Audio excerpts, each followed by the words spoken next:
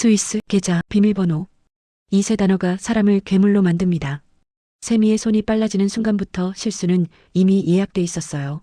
찾는 건 내 6자리 번호, 잃는 건 양심입니다. 숨소리부터 달라요. 세미의 호흡이 짧고 손끝이 너무 빠릅니다. 누가 봐도 찾는다가 아니라 급하다예요. 그녀가 노리는 건 서류가 아닙니다. 태석이 숨겨둔 스위스 계좌, 그 비밀번호. 숫자 몇 자리. 그런데 이 몇 자리가 사람의 표정을 바꾸고 말투를 바꾸고 관계를 갈아엎습니다. 세미는 서랍을 열고 옷장까지 뒤집고 침대 매트리스까지 눌러봅니다. 이 장면이 무서운 이유는 수색 자체가 아니라 세미가 스스로에게 하는 말이 들리기 때문이에요. 지금만, 딱 이번만. 그 말이 제일 위험합니다. 딱 한 번이 두 번이 되고 두 번이 습관이 되고 습관은 사람을 완전히 다른 사람으로 만들죠. 세미의 손이 빨라질수록 우리는 압니다. 아, 곧 실수한다. 급해질수록 손은 빨라지고 빨라질수록 실수는 커집니다. 그리고 비밀번호는 정보가 아니라 권력의 열쇠예요. 열쇠를 쥐는 순간 세미의 세계에서 사람은 사람이 아니게 됩니다. 가족은 가족이 아니고 사랑은 사랑이 아니고 모든 게 딱 두 글자로 변해요. 네. 세미의 머릿속은 단순합니다. 이걸 알면 끝난다. 이걸 잡으면 내가 위다. 그런데 그 욕망 뒤에는 공포가 붙어 있어요. 못 찾으면 끝난다. 들키면 끝난다. 욕망과 공포가 붙어 있으면 사람은 가장 잔인해집니다. 누구에게? 남에게도 잔인하지만 무엇보다 자기 자신에게요.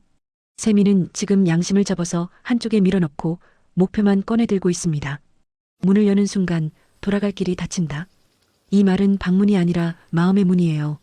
세미가 한 번 선을 넘으면 다음부터는 선이 없습니다. 왜 했지?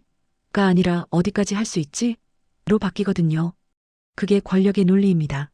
이게 더 소름인 건 비밀번호가 단순히 돈으로 끝나지 않는다는 겁니다.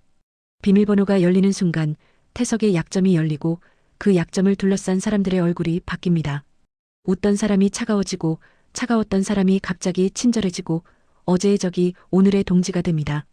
그러니까 세미가 비밀번호에 가까워질수록 주변 사람들은 사람이 아니라 편이 돼요. 누구 편이냐, 얼마짜리냐로 갈라지는 거죠. 세미는 멈칫하는 순간이 있어요. 그 멈칫이 핵심입니다. 그녀도 압니다. 이건 되돌릴 수 없다는 걸. 그런데도 다시 손이 움직여요. 그게 바로 계산된 선택입니다. 감정이 아니라 결단. 죄책감이 아니라 목표. 그래서 이번 회차의 세미는 아주 선명해요. 나는 이걸 원한다. 그리고 원하는 순간부터 그 원함은 사람을 먹어치웁니다. 손에 아무것도 없는 것처럼 보이는데 세미는 조용히 확신하죠. 여기 있어. 없다는 건 더 깊이 숨겼다는 뜻. 그리고 이 비밀번호를 둘러싼 싸움이 이제 개인전이 아니라 연합전으로 갑니다. 왜냐? 비밀번호는 한 사람이 혼자 먹기엔 너무 큰 권력이거든요. 누군가는 세미를 이용하려 할 거고, 누군가는 세미를 막으려 할 거고, 누군가는 세미 편인 척하다가 마지막에 가져가려 할 겁니다. 연합전이 시작되면 제일 먼저 벌어지는 동맹이 생깁니다. 근데 이 동맹은 의리로 묶인 게 아니에요.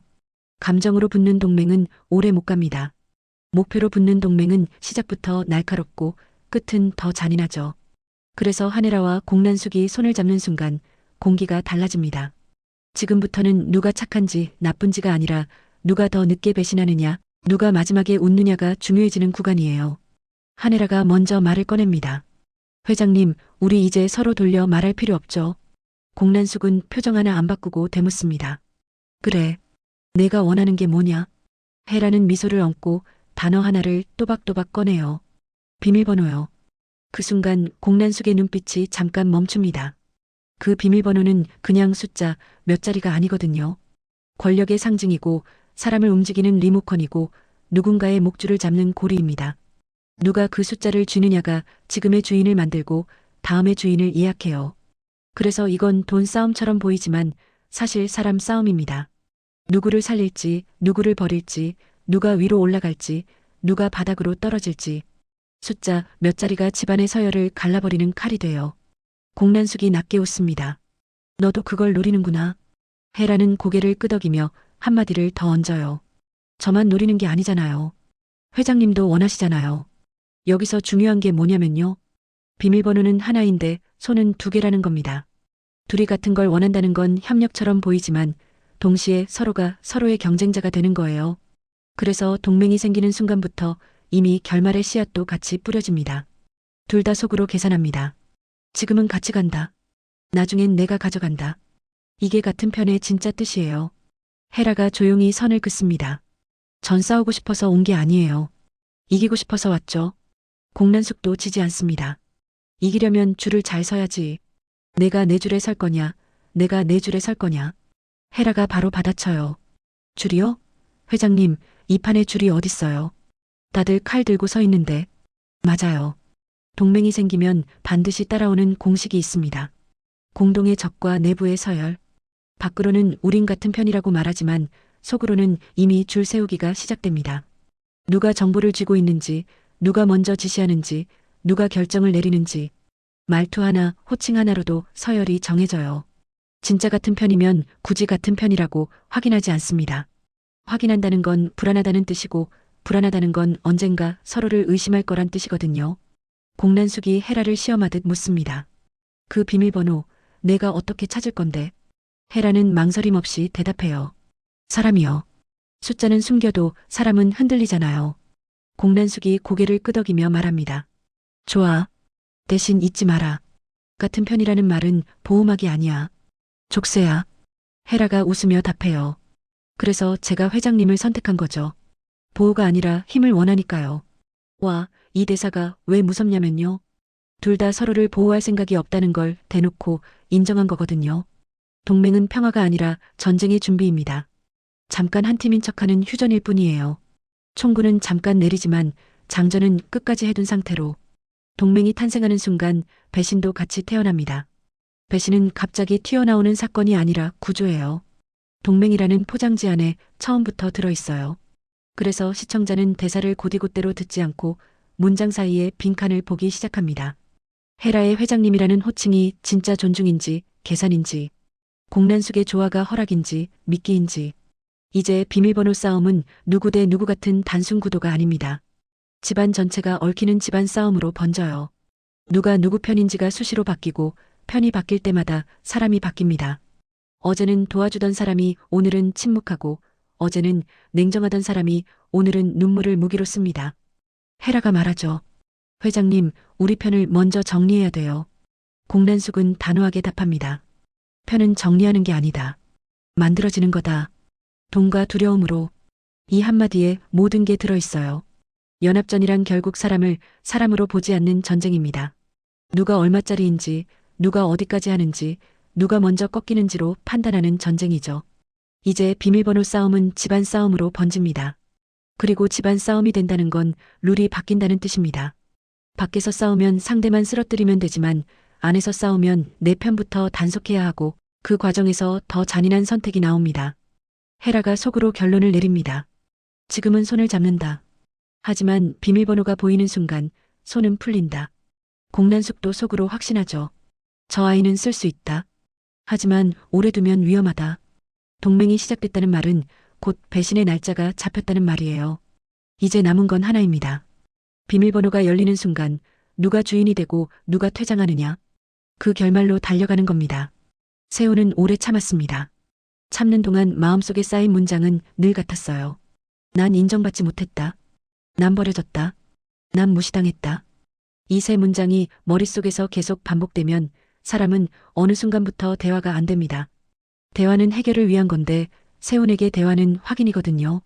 또 무시당하나, 또 밀려나나, 또 내가 아래인가. 그래서 세훈은 태석 앞에 서는 순간부터 이미 결론이 나 있습니다. 오늘은 물러서지 않는다. 오늘은 끝장을 본다.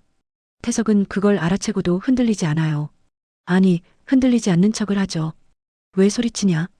단 한 문장. 이 말은 진정하라는 말이 아니라 너는 아직도 통제 대상이라는 뜻이에요. 세훈은 그 한마디에 폭발합니다. 통제요? 내가 사람입니까? 물건입니까? 태석은 눈썹 하나 안 움직이고 받아칩니다. 물건이면 차라리 낫지. 최소한 말은 들으니까. 여기서 세훈의 표정이 달라지죠. 무시라는 감정은 이상하게도 돈보다 셉니다. 돈은 잃으면 다시 벌 수도 있는데 무시는 사람을 부서뜨리거든요. 자존심이 부서지면 그 다음에 남는 건 분노가 아니라 복수입니다. 세훈이 한 걸음 다가가요. 당신이 나를 무시한 데가 이제 당신이 치러. 태석은 코웃음을 칩니다. 내가 뭘 할 수 있는데. 이게 진짜 악마 같은 대사예요. 내가 뭘 할 수 있는데. 세훈이 평생 들었던 문장이거든요. 넌 안 돼. 넌 못해. 넌 자격 없어. 세훈이 이를 악물고 말합니다. 할 수 있는 게 없어서 참은 줄 알아요? 난 참고 있었던 거예요. 언젠가 당신이 날 보게 될 때까지. 태석이 한숨을 쉬듯 답하죠. 난 이미 봤다. 그래서 실망한 거야. 여기서 세훈은 더 이상 아들이 아니라 적이 됩니다. 가족 감정의 골이 공식적으로 터진다는 말이 딱 이거예요. 관계가 끝나는 순간입니다. 말로는 가족인데 마음에서는 이미 남이 되는 순간. 세훈이 주변을 훑어보듯 말합니다. 이 집은 가족이 아니라 전쟁터야. 태석은 한마디로 정리해요. 전쟁터라면 넌 패배자지.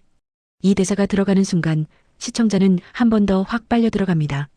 왜냐면 세훈이 여기서 그냥 소리만 치고 끝날 사람이 아니라는 게 느껴지거든요. 이건 감정 폭발이면서 동시에 선언이에요. 더 이상 인정받으려는 싸움이 아니라 빼앗는 싸움으로 바뀌었다는 선언. 세훈이 화내는 이유, 단순히 자존심일까요? 아니면 이미 결정적인 걸 봤기 때문일까요? 세훈이 오늘 터진 건 오늘 일이 아니라 그동안 쌓인 모든 무시의 합계예요. 근데 사람이 합계로 폭발할 때는 대부분 손에 뭔가를 쥐고 있습니다. 믿는 게 있거나 숨겨둔 카드가 있거나 아니면 마지막 결심이 있거나. 세훈 손에 들린 소약병. 작고 평범해 보이는데 이게 무서운 이유는 하나예요. 세훈이 이걸 꺼내는 순간 싸움의 룰이 바뀝니다. 말싸움에서 끝나는 게 아니라 실제 결과가 남는 싸움으로 넘어가요. 태석이 그걸 보자 눈빛이 아주 미세하게 흔들립니다. 아주 잠깐. 그 잠깐이 확실하게 느껴져요. 아, 태석도 이건 불편하구나. 아, 저건 그냥 물건이 아니구나. 세훈이 소약병을 손바닥 위에서 굴리며 말합니다. 이게 뭔지 알아요? 태석이 되묻죠. 그딴 걸 왜 들고 다니냐? 세훈이 웃습니다. 근데 그 웃음이 기쁘지 않아요. 차갑고 끝이 없고 무너진 사람의 웃음입니다. 왜냐면요, 난 이제 물러설 데가 없거든. 태석이 낮게 경고합니다. 장난치지 마라. 세훈은 고개를 젓습니다. 장난이 아니에요. 당신이 날 이렇게 만들었잖아. 이 대사 하나로 세훈의 심리가 딱 정리돼요. 그는 지금 책임을 묻는 게 아니라 정당화를 만들고 있어요. 내가 미쳐가는 게 내 탓이 아니라 당신 탓이라고. 그 정당화가 완성되는 순간 사람은 뭐든 할 수 있습니다. 태석이 마지막으로 선을 긋습니다. 내가 뭘 하든 넌 나를 못 넘는다. 세훈이 그 말에 아주 천천히 답해요. 못 넘는 게 아니라 안 넘은 거예요. 근데 오늘은 달라요. 그리고 소약병을 꽉 쥐는 순간 본능적으로 느낍니다. 누군가는 다치겠구나. 누군가는 무너지겠구나. 세훈의 분노는 감정이 아니라 결심이 됐고 태석의 무시는 습관이 아니라 오만이 됐습니다. 그리고 그 둘 사이에 끼어든 소약병은 이제 선택을 비틀어 놓는 열쇠가 됩니다. 저게 다음 회차를 여는 열쇠라는 말은 과장이 아니에요.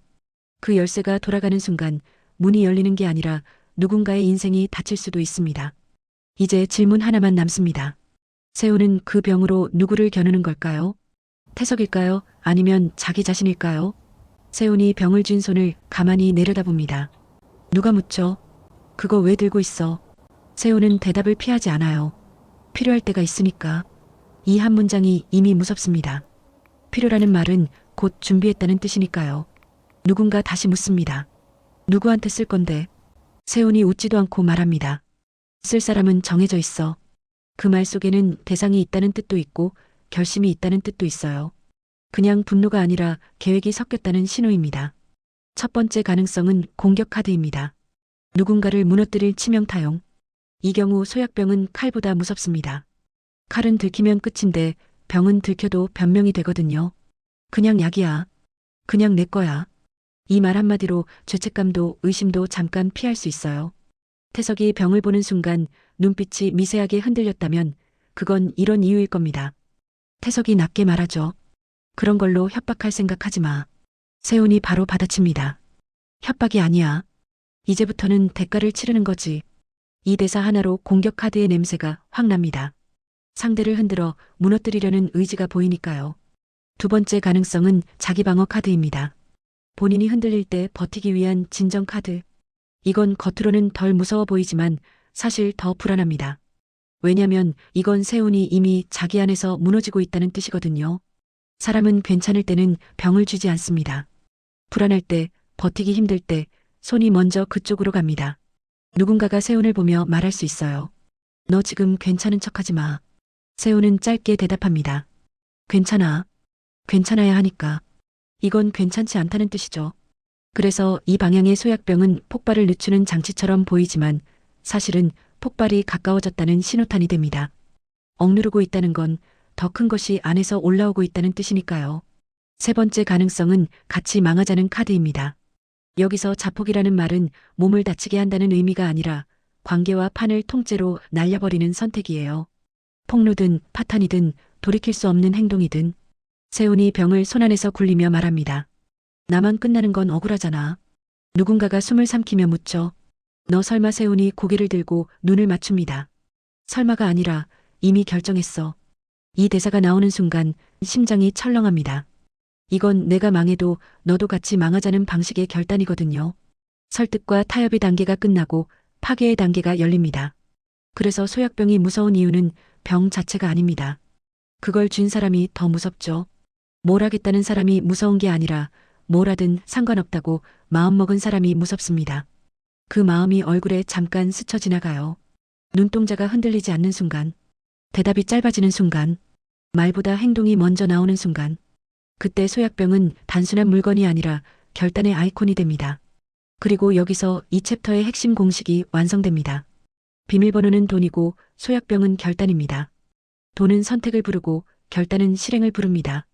선택만 있는 이야기는 긴장감이 떨어지고 실행만 있는 이야기는 설득력이 부족해요.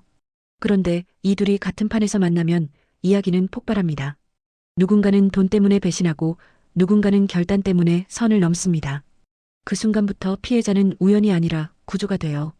누가 쓰러질지는 아직 모르지만 누군가는 반드시 쓰러집니다. 소약병이 의미하는 건 단 하나입니다. 세훈이 이제 감정이 아니라 결심으로 움직이기 시작했다는 것. 그리고 결심이 움직이는 순간 돈을 쥔 사람도 안전하지 않습니다. 비밀번호가 열리는 순간, 결단이 실행되는 순간, 그날은 누군가가 웃는 날이 아니라 누군가가 퇴장하는 날이 될 겁니다. 이제 남은 질문은 하나예요. 그 병은 누구를 향한 결단일까요? 태석을 겨누는 결단일까요? 아니면 판 전체를 뒤집는 결단일까요? 이제 남은 건 하나입니다. 비밀번호가 열리는 순간 누가 퇴장하느냐? 여기서부터는 누가 옳고 그르냐가 아니라 누가 끝까지 서 있느냐의 게임이에요. 비밀번호는 문을 여는 열쇠가 아니라 사람을 가르는 칼입니다. 누군가는 그 숫자를 쥐는 순간 왕이 되고 누군가는 그 숫자 옆에 서 있는 것만으로도 낙인이 찍혀요. 세미는 목적이 더 선명해지고 행동은 더 대담해집니다. 이미 선은 넘었고 이제는 얼마나 더만 남았어요. 세미는 더 이상 망설이지 않습니다. 망설임이란 건 아직 잃을 게 있는 사람의 특권이거든요. 그런데 세미는 지금 자기 안에서 그렇게 정리해버렸어요. 잃을 건 이미 잃었다. 그러면 남는 건 하나죠. 얻을 것만 남았다. 그래서 세미는 스스로를 설득하는 말이 줄고 확신하는 말이 늘어납니다. 이건 내가 가져야 해. 이건 내 몫이야. 누가 묻습니다. 너 지금 어디까지 갈 거야? 세미는 짧게 답해요. 끝까지. 이 두 글자가 무서운 이유는 끝까지라는 말에는 멈출 생각이 없다는 뜻이 들어있기 때문입니다. 한혜라와 공란숙 동맹은 본격 가동됩니다. 그런데 동맹이 가동된다는 건 동시에 균열도 가동된다는 뜻이에요. 둘은 같은 편이라는 말을 입에 올리면서도 각자 머릿속에는 체크리스트가 돌아갑니다. 누가 정보를 더 쥐고 있나? 누가 더 급한가? 누가 먼저 흔들릴까? 헤라가 말합니다. 회장님, 이제 움직이셔야죠. 공란숙은 바로 대답하지 않고 되묻습니다. 왜 내가 급하냐? 헤라가 웃으며 넘기려 해도 그 한 문장에 속내가 흔들립니다. 동맹의 유통기한은 늘 짧거든요. 목적이 같을수록 더 빨리 부딪힙니다. 비밀번호는 하나인데 욕망은 두 개니까요. 공란숙이 조용히 말해요. 같이 간다. 대신 내가 앞에서. 헤라가 순간 멈칫합니다. 앞에 서라는 말은 리더가 되라는 말이 아니라 총알바지가 되라는 말일 수 있거든요. 헤라가 부드럽게 받아치죠. 앞은 위험하죠. 회장님이 앞에 서셔야 설득력이. 공란숙은 딱 잘라 말합니다. 설득은 내가 하고 결정은 내가 한다. 세훈과 태석의 갈등은 감정 싸움에서 결과가 남는 싸움으로 변합니다. 이제 말싸움이 아니라 누가 먼저 무너뜨리나의 싸움이에요. 태석은 여전히 단단한 척하지만 세훈은 단단해지는 게 아니라 날카로워집니다. 세훈이 말하죠. 나한테 남은 건 선택이 아니야. 결단이야. 태석이 비웃습니다. 결단? 내가 뭘 결단할 수 있는데. 세훈이 천천히 고개를 듭니다. 당신이 상상 못하는 걸. 그 말 한 줄이 공포거든요. 그리고 세훈 손에는 소약병이 있습니다. 그 병을 쥐고 있다는 건 세훈이 이미 마음속에서 선을 하나 넘었다는 뜻일 수 있어요. 누가 옆에서 떨리는 목소리로 말합니다. 그거 내려놔. 제발. 세훈은 대답 대신 병을 더 꽉 쥡니다. 말이 사라지고 행동만 남는 순간. 그 순간부터 안전지대를 벗어납니다. 이제 이 세 줄기가 한 점으로 모입니다. 비밀번호, 동맹, 소약병. 돈이 선택을 부르고 결단이 실행을 부르고 동맹이 배신의 길을 닦아줍니다. 그러면 무슨 일이 벌어지느냐? 비밀번호가 열리는 순간 누군가는 의도치 않게 퇴장합니다. 계획했던 사람이 아니라 틈을 보인 사람이요. 믿었던 사람이 아니라 옆에 서 있던 사람이요. 그래서 진짜 승부는 비밀번호를 누가 먼저 잡느냐가 아닙니다. 비밀번호를 잡은 사람 옆에 누가 서 있느냐가 승패입니다. 옆에 선 사람은 동지일 수도 있고 증인일 수도 있고 희생양일 수도 있거든요. 그 퇴장은 단순히 무너지는 게 아니라 관계가 끝나고 판이 갈리는 퇴장이에요. 그 퇴장을 만든 손이 셈일지, 헤라일지, 공란숙일지, 세훈일지, 태석일지 아직 확정할 수 없습니다. 확정할 수 없으니까 더 무섭죠. 이제 질문 하나 드릴게요. 세훈의 소약병, 여러분은 공격 카드라고 보세요? 자기 방어 카드라고 보세요? 아니면 건드리면 같이 무너진다는 자폭 카드라고 보세요? 댓글로 남겨주세요. 여러분의 선택대로 다음 회차가 달라질 수도 있습니다.